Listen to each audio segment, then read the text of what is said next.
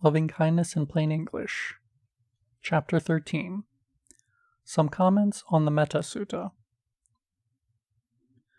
The Metta Sutta has been an integral part of my life since I became a monk. In my tradition, we recite this short text often and commit it to memory. During various difficult situations, verses from the Metta Sutta will come to my mind, and I am able to remember to act with loving friendliness. Even just reading it gives me a sense of peace, and you may feel the same way too.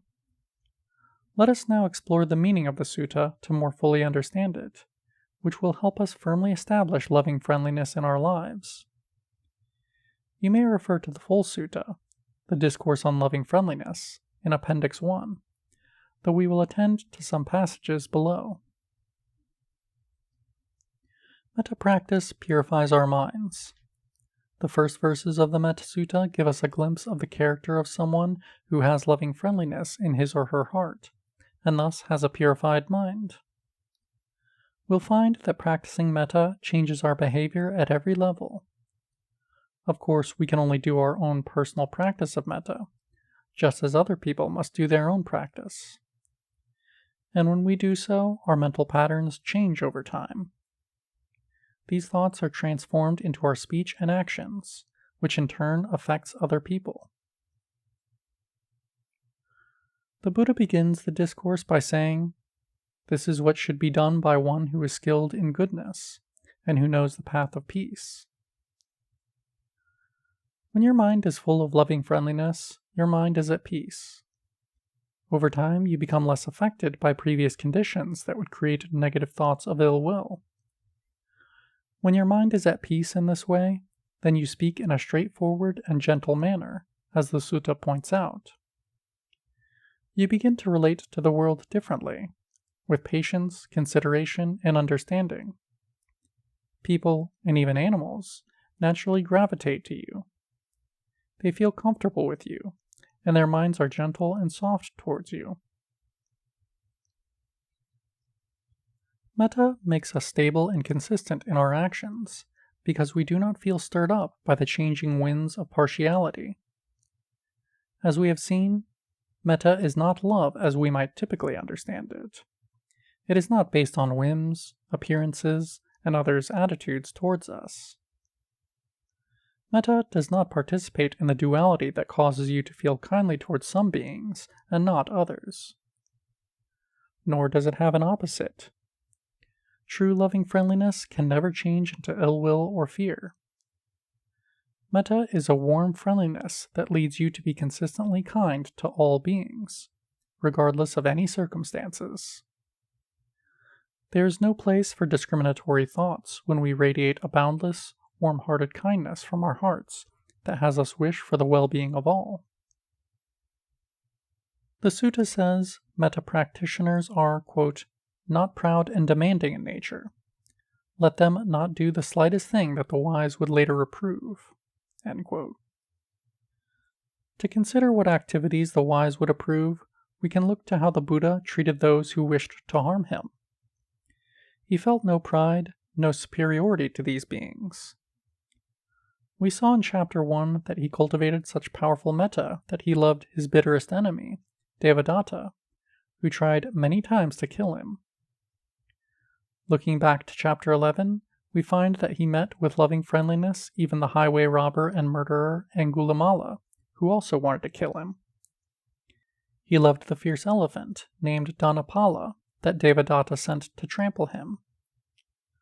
The Buddha loved all of these beings the same way he loved his own son, Rahula. When Devadatta died on his way to see the Buddha, monks asked the Buddha what his future would be. The Buddha answered that he would become enlightened in the future. That is the kind of loving friendliness, guided by mindfulness, that allows us to live in peace and harmony. That is the character that we can aspire to have. It is certainly possible to achieve. Weak or strong, seen or unseen, far or near, born or coming to birth, all should be included in our net of loving friendliness. We make the heartfelt wish, quote, in gladness and in safety, May all beings be at ease. The sutta brings our attention to how there are beings that are seen and those that are unseen. We normally think of beings that we have seen or heard, and it is easier to practice metta towards the beings that we can see. It is not that easy to practice metta towards beings that we don't see. This is the reason we should ignore the distinctions between beings, because in the face of metta, all are the same. It doesn't matter whether we have seen the other beings or not. All we know is that they exist in the world. They can be visible or invisible. There are all kinds of invisible beings that suffer. That they don't know how to get rid of their suffering should inspire our warm-hearted feeling towards them. In your metta practice, you may find it is not easy to visualize those that we have not seen. It is not impossible, however, for us to think of the countless beings we have seen, relatively speaking. We have only seen very few. Those we have not seen are much greater in number. This is why this practice is called boundless. If we were to put a limit on our metta, where should our boundary line be? When we cultivate boundless metta, our friendliness should not have a limit in time and space. We don't know the kind of suffering those who are apart from us are going through, let alone the suffering of unseen beings. We don't know what kind of dangers and calamities await them. There are countless uncertainties in life. Anything can happen to anybody. We wish them all peace. In order to cover all beings that we have seen and not seen, we simply cultivate this noble thought in our minds. If something inevitable happens, let them have courage and determination to meet and overcome the situation. Whether beings are far or near doesn't make any difference. Even all the microbes living on our bodies should be considered among the beings that live near to us. Their suffering is the same. The main difference between those who are near and far is we can witness the suffering of those that are near us, whereas we don't see the suffering of those that are far away. There are beings out of sight in faraway places, and their number could be much more than those that are close to us. Far and near also applies to the emotional distance we may feel to some people and animals. When we dearly love somebody, for instance, we say, "He or she is close to my heart." Similarly, when we don't like someone very much, we say, "I keep him or her at arm's length." We should make effort to include even these beings in our metta practice, without any distinction whatsoever. The common denominator for all of us together is that we suffer. Metta practice includes everyone, omitting none. This includes even arahants. For our purposes, it is inconsequential that they have attained full enlightenment by eliminating the cause of suffering, and are free from suffering, sorrow, lamentation, grief, and despair. In order to complete this all-encompassing metta practice, even they are included. This indeed is our wish.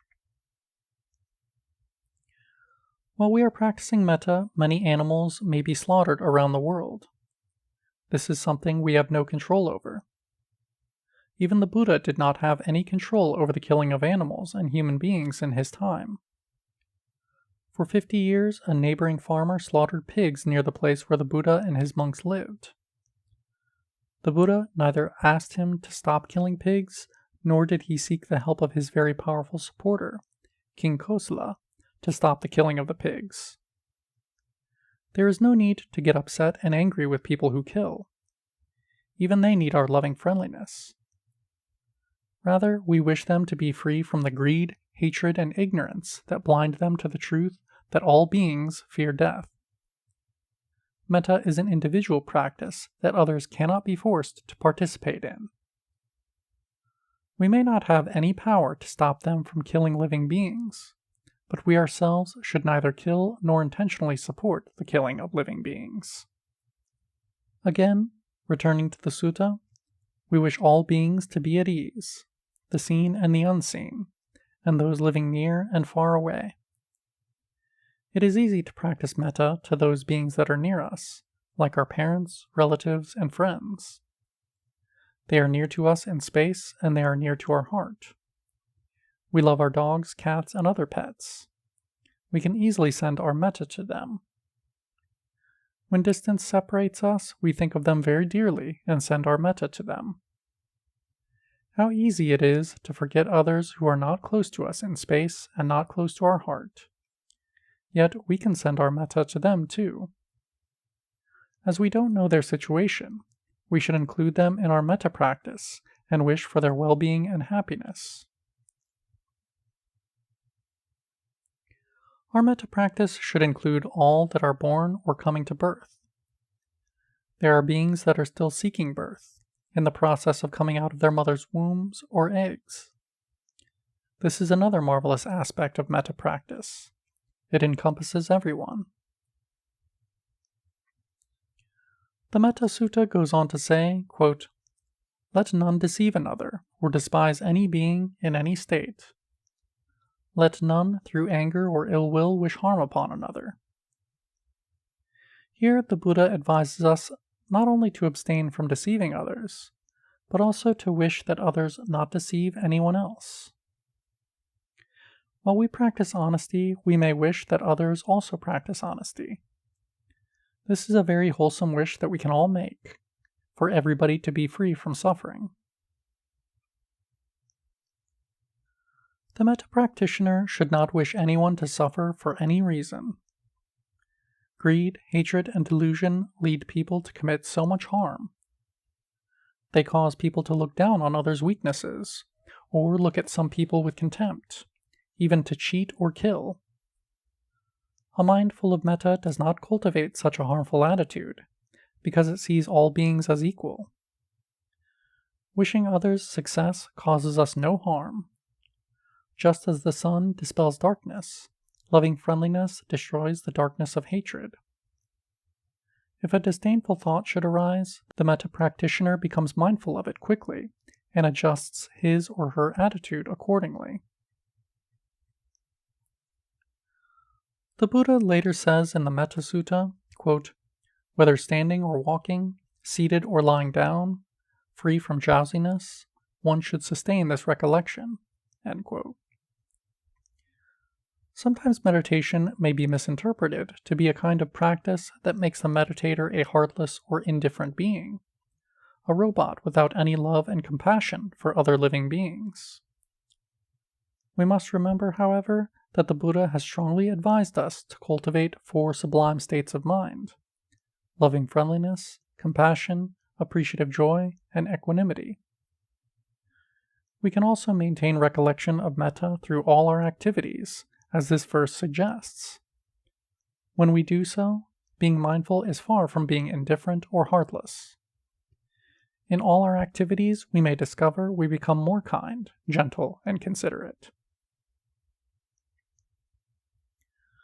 Mindful observation of our own individual mental states can make us aware of how some thought waves are harmful, destructive, and painful. Others are peaceful and joyful. Then our mind rejects that which is harmful and cultivates that which is peaceful and joyful.